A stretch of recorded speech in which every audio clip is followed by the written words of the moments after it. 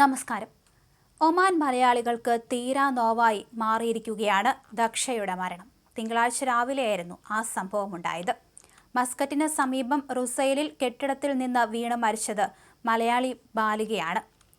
തെക്കേതിൽ പ്രദീപിന്റെയും ദിവ്യയുടെയും മകളാണ്. ഇവർ താമസിച്ചിരുന്ന കെട്ടിടത്തിന് സമീപത്ത് പ്രവർത്തിച്ചിരുന്ന സൂപ്പർ മാർക്കറ്റിലെ ജീവനക്കാരനായിരുന്നു പ്രദീപ്. ദക്ഷ ഉറങ്ങുന്ന സമയം ദിവ്യ പ്രദീപിന് സമീപത്തേക്ക് പോയതായിരുന്നു. ഈ സമയത്താണ് ജനലിൽ നിന്ന് കുട്ടി താഴേക്ക് വീണത്.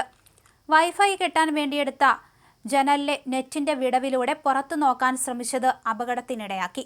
വൈഫൈ കണക്ഷനു വേണ്ടി ജനലിലെ നെറ്റിൽ ദ്വാരമുണ്ടാക്കിയതിന്റെ വിടവിലൂടെയാണ് ദക്ഷ കെട്ടിടത്തിന്റെ 5ാം നിലയിൽ നിന്ന് താഴേക്ക് വീണത്.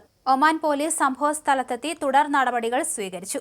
തൃശൂർ വടക്കാഞ്ചേരി സ്വദേശിയാണ് പ്രദീപും ദിവ്യയും.